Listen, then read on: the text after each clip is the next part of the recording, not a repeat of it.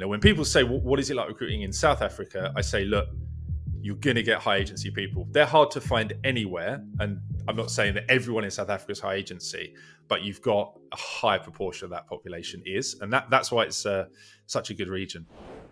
Hi, and welcome to the show. I'm Johnny Campbell, CEO and co-founder of SocialTalent. And this week on the podcast, we're talking with Doug Haines, who's the co-founder of Marketing Pros, about hiring untapped talent in the continent of Africa.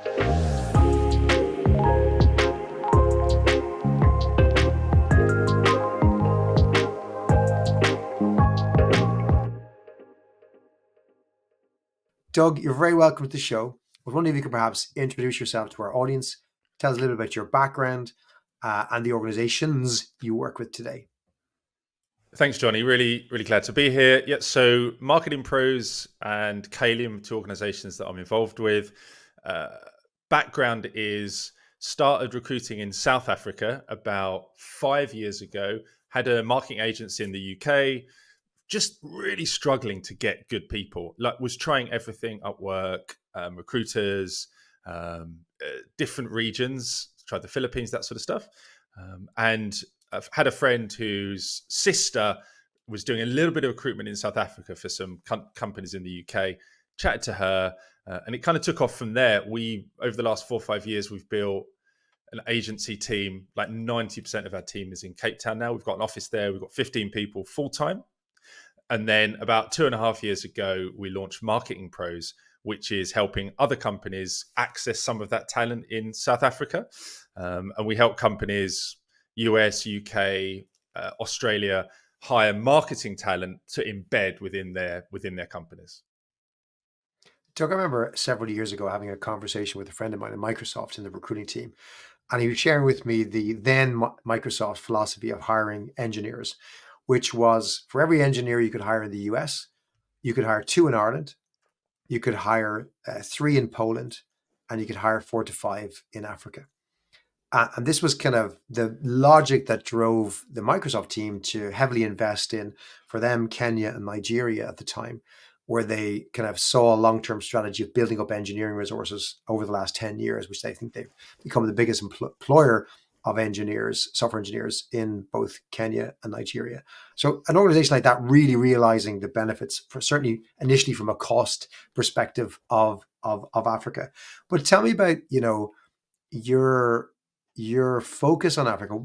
What was it that attracted you to the market? I know you've told briefly your story so far of how you came across the market and why you decided to look at it. But what's been your experience of the market? Is it just a cheaper place to find talent, and therefore, you make the investment because you're getting it at 1/5 of what it will cost in the US? Or what have your learnings been? What is your story about hiring in that market? Yes. So, I mean, there is a cost advantage. There's like a labor arbitrage advantage of Africa, and specifically South Africa. But I think what people don't talk about enough, like that example is a really good one about engineer prices across the world, is about kind of region role fit. So for certain roles, I think just work brilliantly in certain regions. And South Africa specifically, what you get there is, with the US and the UK, you've got cultural alignment. There's hundreds of thousands of South Africans in the UK, and loads in the US as well. So you've got cultural alignment, you've got really good education, you've got native English, and you've also just got a cohort of workers that are just used to dealing with those horrible business people relationship kind of problems. And for marketing roles, for account management roles, for strategic roles, they work brilliantly. Now, for other more very, very hard technical roles, maybe a region where you don't need some of those skills might make a little bit more sense. So maybe in India, maybe a Philippines, where you don't have native English, but you've got extremely good technical skills. So I think one thing is region and role fit. And so South Africa marketing is a great region for that. So that's the first thing that I would say. In terms of my experience, we started off very, very small. So we took on some part-time freelancers and new graduates that just came in, did a few small things in the business. But very quickly, I was like, these people are not what I expected. They are considerably more talented and they have considerably higher agency. They're just much better at solving problems than I'd experienced elsewhere, or often actually in the UK. So one example, someone had been working for us, someone called Amber. She just finished a master's, fairly junior at the time, 22, 23 years old. I had to go into hospital for a week, like very hectic, serious operation. And the business didn't stop. It was, there were 5 of us in the business at the time. And I just remember we had these big issues with one of our clients. Their website was down due to something we had done. There was a lot of different stakeholders to deal with. And I just remember just being on like morphine or whatever in bed 48 hours post the operation. And Amber was telling me this stuff on WhatsApp. And I was just like, you just need to solve this. I'm not in a good space. 48 hours later, she just sends me a WhatsApp. Doug, this problem is sorted. I didn't have to tell her what to do, how to think about it. And, when people say, what is it like recruiting in South Africa? I say, look, you're going to get high agency people. They're hard to find anywhere. And I'm not saying that everyone in South Africa is high agency, but you've got a high proportion of that population is. And that's why it's such a good region. The other benefit that just comes to mind, as we have colleagues in South Africa here in SocialTalent, and again, doing more creative work in our instructional design team as well, and had a fantastic experience, is time zones, right? From a practical perspective, when I first was thinking about hiring someone to South Africa, I just forgot the fact that the time zone difference is negligible. It's like hiring in mainland Europe, right? Because you kind of think, oh, well, India, 5.5 hour difference, or parts of Asia, maybe 8 hour difference. And it just becomes really difficult to communicate with teams. But just to remind folks, it's people that are pretty much in the same time zone as the rest of Europe. Isn't that true? Yeah, it's 1 hour in the summer for the UK and 2 hours in the winter. So yeah, as you say, pretty much the same time zone. And an unexpected benefit of that is if you need to go there, like it's a long flight, it's like 12 hours from London. But I'll go and I'll spend like 4 nights there and then fly back. And you no jet lag. It's just an overnight flight. So I know we maybe touch on kind of visiting later in the call, but yeah, that's a big benefit. I think we do have a lot of clients in the US as well, where the times is obviously not as good. But again, it's just region role fit. Like for the US, it's like, well, maybe it's a slightly different profile of role versus the UK. Like if you need somebody all business hours, every business hour on the phone to clients in the UK, then the UK works. In the US, we do a lot of these client-facing roles, but it has to be a bit of flexibility. But then the US is good for like, a video editor, because they can just, dump off a project and then they come in the next day and it's done. So it's just fitting the right role to the client. Tell me about the kind of legalities of hiring in the market, and maybe some of the complications are what's easy. Because I know, when folks come to, particularly if they're looking to hire in Europe, there's some obvious do's and don'ts. Like we all know it's almost impossible to hire in France, or not that it's impossible to hire, but you're recommended not to. Germany can be difficult with work councils, and the Netherlands can be difficult with some of their employment laws. Talk to me about the kind of legal framework from an employment perspective in South Africa. How easy or difficult is that? I mean, South Africa is extraordinary in terms of their legal framework. It is set up, it is weighted completely in the favor of the employee. So they have something there called the CCMA, which is essentially like an employment tribunal. And any employee can, for no cost, take their employer to this employment tribunal. And there's a laundry list of things that you have to have kind of ticked off. So for us who actually hire these people on contracts, we have to know how to navigate that system. And that system can be, one wrong step and it's like a 12-month salary you have to pay that person. So you've got to be very careful. We know how to navigate that. It's still, you can never mitigate the risk of it entirely. But I would say that's the main thing with South Africa. Now, a lot of companies, they'll mitigate that by having the person on a contract, an international contract, so they're not hiring in that region, which can work, but often the best people in the region do want a contract. Like it helps them a lot, just for things like getting a mortgage, getting a car loan, all of that sort of stuff. It's not that they're thinking, oh, we want to take you to court, but it just gives them that little bit of security for those logistical things, but also just psychologically to be like, I'm on a contract. I'm working for this company rather than just being on a kind of international. They know that they could get rid of you at the drop of a hat, kind of thing. And again, that scenario, are you finding that employers, would have to have a legal presence and an entity set up there, or would they use organizations like yourselves or others as an EO? Or what's the kind of general common practice, maybe when you're getting started versus maybe when you're more established? Yeah, there's a few options, as you said. Using a company like us, you have the entity there. Companies will use like a deal or something like that, one of these kind of platforms that have legal entities there as well. Most companies, in practice, what we have seen is that they don't address that, and they just kind of hire people on these kind of international contracts, which feels like the easy and obvious option, and it can work. I certainly wouldn't, but we know from being on the ground that the people in the region, they always feel uneasy on those. They generally feel a little bit uneasy on those contracts. They don't get all of the advantages, and if they can get a full-time contract, that's going to be preferable. If you're looking to try and find talent, if you're okay and comfortable with the idea that you could employ someone in South Africa or want to employ someone in South Africa, talk to me about recruiting.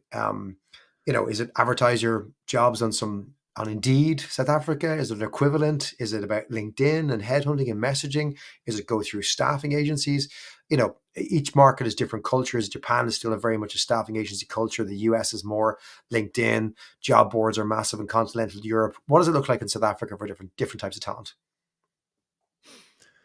I don't think it's dramatically different to like a US or a UK in terms of the dynamics. LinkedIn is used a lot.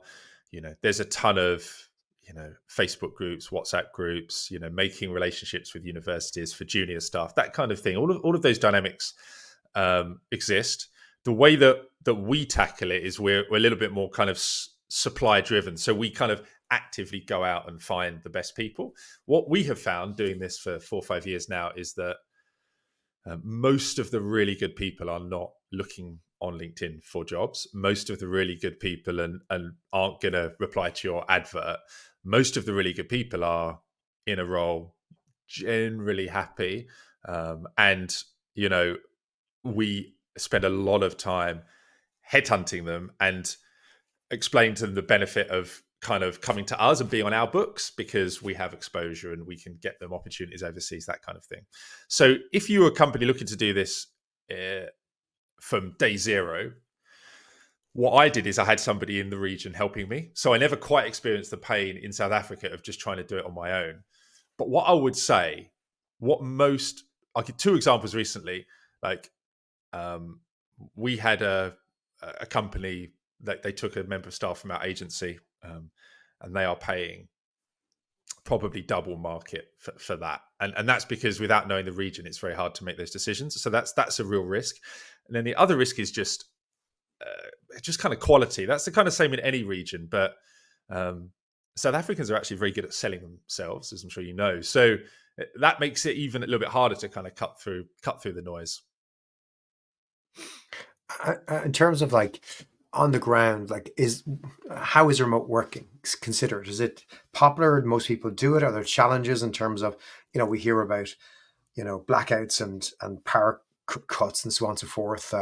What's the reality of trying to have a remote worker in South Africa? Is it as reliable? Do you have to set them up in an office? Will people work remotely at home? Can they do that? What's your experience there, Doug? Yeah, from a logistics perspective, it's absolutely fine. Yes, they do have things like power outages, but people have kind of technology to work around that.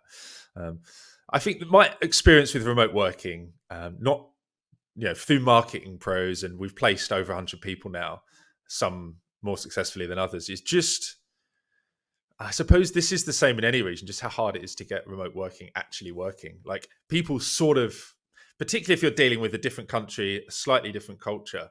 We spend a lot of time, really working with the people in South Africa to like be good at remote, because I think a lot of people are not, and so we kind of focus a lot on that.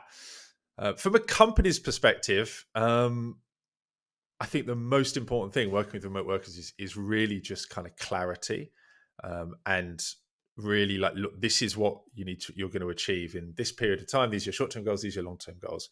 I think when that clarity is there, the remote side kind of flows a lot better.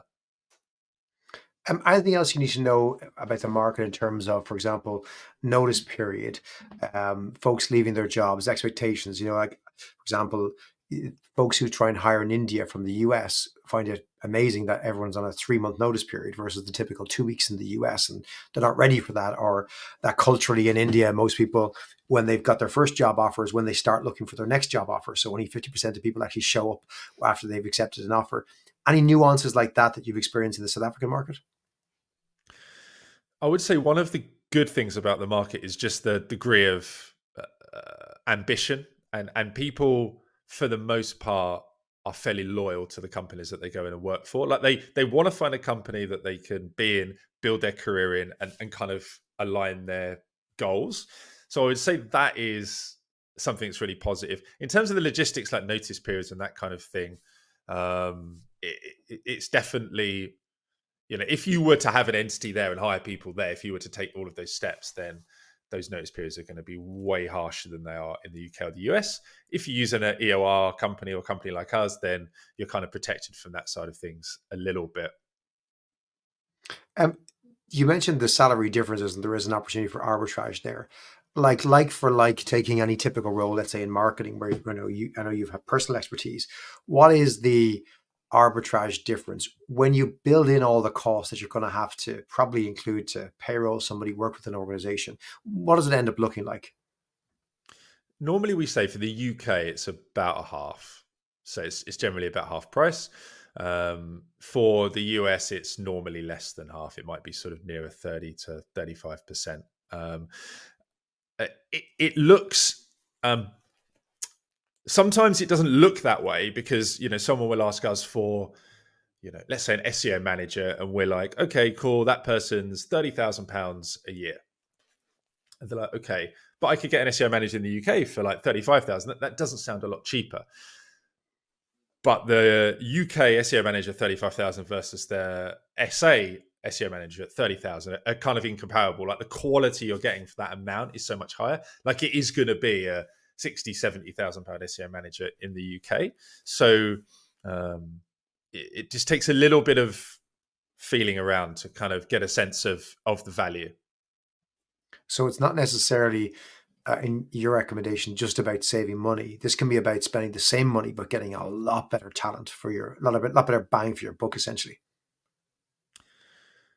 Yeah, I think there are some roles that are just ridiculous in terms of value in South Africa. I think one of them is anything that is project management, account management, kind of make content strategy, that kind of thing. Those roles, you're getting such a good person for such a good rate. And as you say, it's about just getting a really, really good person rather than just sort of saving money. Now, you can, like, in our agency, we did approach it about saving money, and we've just been able to push so many extra net profit through the business in the last 4 years because of being based in Cape Town. So I don't want to say it isn't about savings entirely, but if if this team in South Africa that I have suddenly cost the same as a team in the UK, I would still keep that team. Like I wouldn't then look to swap them out for the UK. So it is about quality. It's certainly not the cheapest region. Like you can find this talent for lower cost if you go searching for it. But in terms of kind of quality price delta, I do think it's probably the best in the world. I had a conversation with a bunch of heads of recruitment last week. We're in the States talking about hiring internationally, and many of the employers around the table were hiring in India. And they complained, and this is a generalism, I don't know whether it's true or not, it's probably 5 people's opinion, but they were talking about how, we're trying to use AI more in terms of productivity and tools. And they're saying that their challenge with India was that the teams like to throw people at the problem.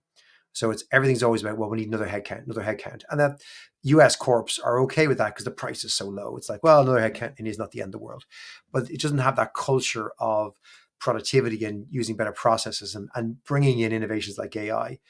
Maybe it's too early to say, but have you experienced that in South Africa? Is there a culture of productivity, of using technology, using tools, or is there preference towards throwing bodies at the problem? Yeah, it's going to be much more aligned to like a UK US mentality of, you know, here's a problem. Can you solve the problem rather than, you know, issuing a task and getting someone to do the task? And I think that is the critical difference of, you know, the people that we hire in South Africa. It's just very much solve the problem, rather than this kind of coin operated list of tasks model. And I think a lot of people, until they really experience that, and you know, it took us a while to find that. I'm not saying that everyone in South Africa is like that, but once you find those people, as I'm sure you know, with your business, you know, everything just flows so much better. Mm. And that's what we're trying to do with the companies that we work with. We're really trying to align the right kind of person that's got the right kind of profile and skills to just solve that problem. So yeah, South Africa's way more that way than just um, you know, people and just kind of work within processes that exist. Beautifully, you wear both hats. You provide this service to organizations, Doug, but you also have your own team and a business running there. What have you learned about running a team? Assuming someone listening to this podcast is sold, they want to give it a go, they want to start hiring folks in South Africa. What are your tips about, a year later when you have your first few employees up and running, or even as you build that team?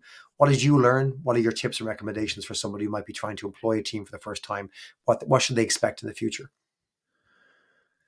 I think it's assumed that somebody is looking to kind of build in the region beyond just kind of one or two people, and they're looking to actually kind of build a team there. I think the two things that I would say, number one is, you know you've got to have at least one exceptional person on the ground in terms of as a point person. You know, we have more than one, but you've got to have at least one that can, you know, because South Africa's culturally similar, but there are, even with something, a country so similar, there are still a lot of nuances that are different, and somebody that knows all of that but that can also just deal with the issues on the ground.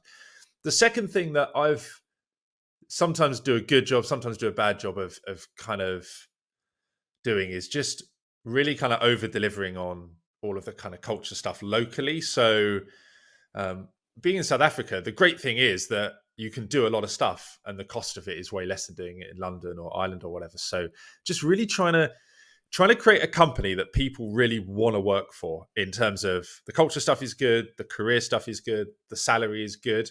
Like we have very low churn in the agency, and that kind of just helps us a lot, because if you've got good people, they are going to have options. I think a mistake that people make in these regions is they go there and they think that everyone's going to be, you know, really grateful that, you know, you're offering these jobs. And if that's the case, you're hiring the wrong people. Like if you're hiring good people, they're not going to be grateful that you're offering them a job. So yes, there are advantages. You can have a cost advantage. That's fine. You can have an amazing person for a better rate. Like you haven't got to necessarily pay the same as the UK, but they're not going to be grateful. They can go and get this job uh, elsewhere if they're good. So, you know, really try and focus on that cultural side of things would be my advice. And in terms of geography, you mentioned Cape Town is where your team came from, and are based, I believe. But do you have recommendations around other cities or locations around South Africa, or is it largely all about Cape Town? So uh, definitely, I mean, Johannesburg is, you know, the capital, the economic capital of the country, and I think the whole continent really. There's a lot of really good people in Johannesburg, so that's definitely viable. In terms of like, it depends if you're planning to visit. Cape Town is beautiful.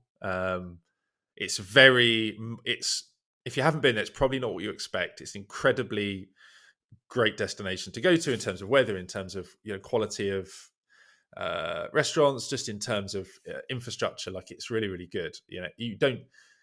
Yes, there are a ton of social and political issues in the country, but you don't really feel like you certainly don't feel like you're in Africa when you're in Cape Town. So if you're planning to visit, Cape Town's great. Cape Town has a very different vibe to Johannesburg. Cape Town is a little bit more chilled. People go to the beach.